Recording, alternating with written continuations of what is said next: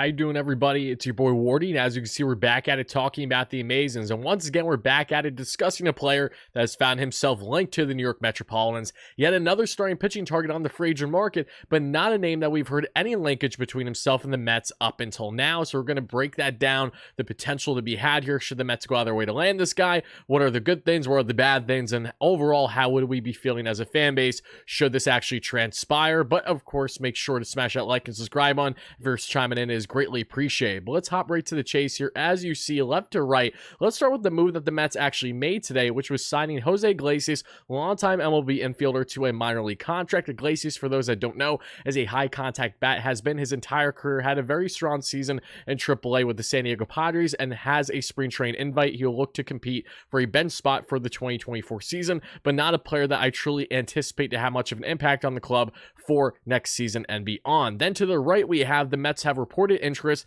and yes, Lucas Giolito. So as always, I want to know your initial reactions, comments, questions, and concerns down below, because when discussing Lucas Giolito in particular, I'm not shocked that the Mets have interest here. This really reaffirms what Andy Martino and others have been saying in regards to the Mets having interest in a lot of pitchers in this free agent market, especially making sure that they have plans all the way to Z figured out, and especially in the scenario where, say, if the Mets do not land a Jordan Montgomery, a Shota Imanaga, a Eduardo Rodriguez, now talking about Yoshinobu Yamamoto, because this is a completely separate discussion from that, but should the Mets not land any of those guys in particular, I think that's where Giolito makes a little bit more sense as a fallback option. But Giolito also makes sense as a guy on a short-term deal, which is hopefully what he would be getting here, even though he's at the young age of 29. Similar contract type build to Luis Severino, a guy who has had his fair share of struggles in recent years, is still young, still has potential upside, and you're not going to be giving up too much to land someone like him on the financial front to help out in the back end of this rotation. We know, especially in the scenario where the Mets land a Yoshinobu Yamamoto and or a Shota Imanaga, you're likely going to need a six-man rotation for this upcoming season.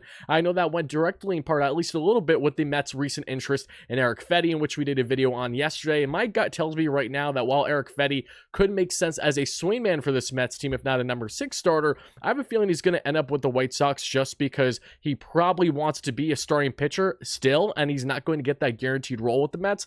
The White Sox, given the fact that they're in complete turmoil right now, it makes more sense to me. So wouldn't shock me if Erick Fedde does not land in Queens. However, the Mets are at least one of 2 finalists are on that front. So just to keep that in mind on how the Mets are operating this offseason. But let's get into Lucas Giolito here. Where are the pros? Where are the cons? How are we feeling about this as fellow fans? Because again, I think about Lucas Giolito, I think about his time as a top prospect in the Washington Nationals organization, then being traded over there to the White Sox. And he was in part why I started following the White Sox. I've always been a fan of Giolito's, as was the case with Yoan Moncada. Of course, more recent players in Eloy Jimenez, Luis Robert, Andrew Vaughn, the list goes on and on. They have plenty of talent there, but they have been in complete turmoil. And Lucas Giolito, the past 2 years, has been pretty rough, to say the least. I'm not going to beat around it. This guy has been one of the worst pitchers in baseball when looking not only at his frontline numbers, but of course getting into the underlying numbers, which really don't help him out too much either. So yes, I know, of course, the concern right away is, okay, I understand the Mets want to add depth,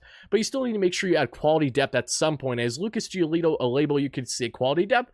Well, I definitely would prefer Lucas Giolito over a David Peterson in certain aspects, a Tyler McGill, a Joey Fuego, a Jose Buto. Like, I can understand that, but beyond that, there is still quite a bit to be desired here, as Giolito split time with 3 teams this year after being traded to the LA Angels, and then the LA Angels saying, hey, we're going to just drop everyone that we traded for not long after acquiring them because we're not going to make the playoffs. He gets picked up by the Cleveland Guardians, so he split time with 3 clubs this past year, a 4.88 ERA, a 4.61 expected ERA, a 4.21 SI ERA. Again, leaves quite a bit to be desired. At his best, Lucas Giolito, I think about him just a couple seasons ago, had himself a very strong campaign in the 2021 year with the Chicago White Sox with a 3.53 ERA, a 3.27 expected ERA. The previous 3 seasons before that were very strong too, but what has happened since the 2021 season for Lucas Giolito? Well, one, of course, the numbers have simply dipped since then, but what are the factors? One of them has absolutely, without denying it, I fully believe it because we've seen it before our eyes, the sticky substance breakdown. Since that began a couple seasons ago, Lucas Giolito has not been the same pitcher, and he was notorious for being one of those guys that would use some type of sticky substance to help, of course, with the RPMs a little bit, and since then, he has not had the same command, control, or effectiveness, and I know that that's not the only reasoning because a lot of pitchers have adjusted since then, like Tyler Glasnow, for example, because he was initially complaining about it, led to his Tommy John injury, and of course, since then, Glasnow this past season, albeit a fairly small campaign, 120 innings, looked very strong. on. Giolito is still trying to find himself since that breakdown happened, and also some personal things on the Giolito front. If I'm not mistaken, right around during the home run derby this year, he did announce publicly his divorce from his wife at the time. So you could tell there was a lot of things going on in Lucas's personal life outside of what he is doing on the field.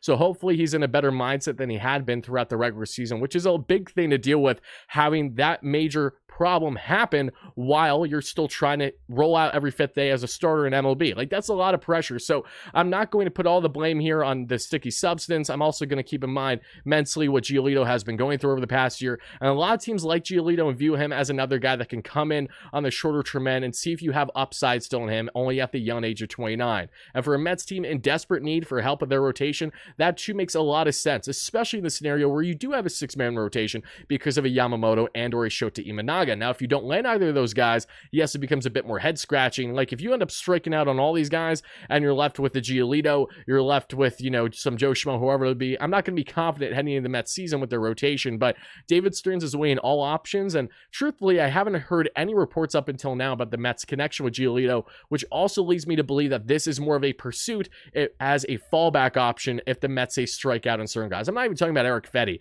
regardless of what happens there. I don't think that's going to be a game changer one way or the other, even though I see the upside with Fedde, regardless on where he may land. But I'm talking more so in the sense of, we just know that there are a lot of guys out there, a lot of teams like these players. While the Mets can control the dollars that they spend, there are other factors that come into play. So it's imperative for them to make sure they weigh every single option out there imaginable, regardless. And if we love all those options, that is just how the current free agent market is fitting when looking at starting pitching targets in particular. The trade market, of course, has some arms that I would love to see in Queens, but the biggest names out there are rentals that David Stearns, rightfully so, has a reluctance to part with top prospects. Multiple years of control for these guys when you're going to get 1 year of, say, a very strong pitcher, but you don't know what's going to happen after that. And there's no guarantee that the Mets are going to go all the way to win a World Series next season, and no one right here is firmly believing that to be the case. We just need to hope that this Mets team puts out a roster that can be playoff type eligible, which very well can be the case with how playoff format is nowadays. You just need to be a little bit above 500 to crack into playoffs. We've seen that with the Arizona Diamondbacks. We've seen that with the Phillies 2 years ago. It doesn't take too much to get in there. Once you get in there, you can go on a run. And the Mets know that very well, and that goes in hand with how they're operating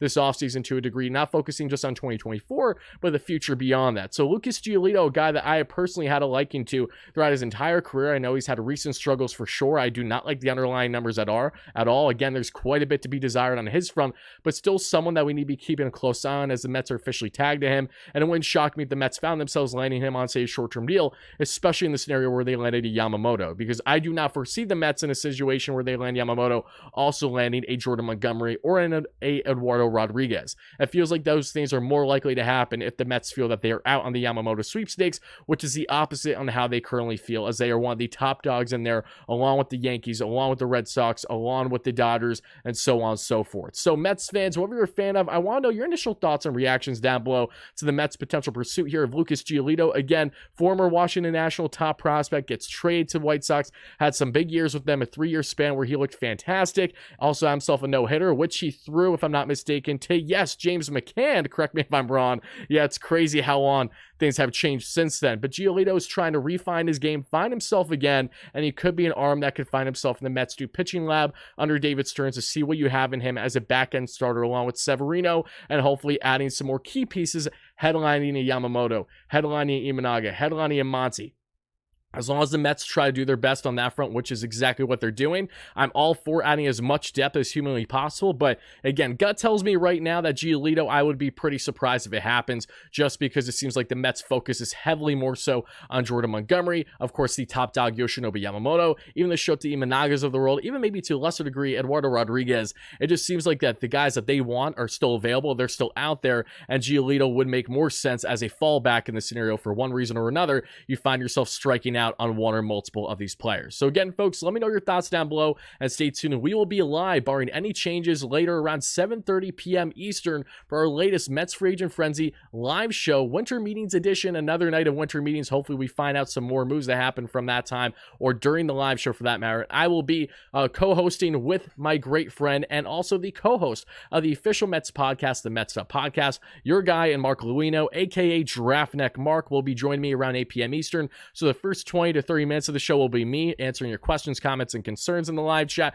going over all the latest, including what happens in this year's MLB Draft Lottery, which at the time of recording this could be going on right now. So depending on where the Mets land, they fall in the top 6, or if they fall out, we have yet to see that, but we will discuss that later this evening, along with all the latest news and rumors and all that fun stuff. So again, Mets fans, thank you so much for watching. Stay tuned for consistent coverage on all things Mets all offseason long. And this is your boy Wardy signing out. Let's go Mets, baby. Peace.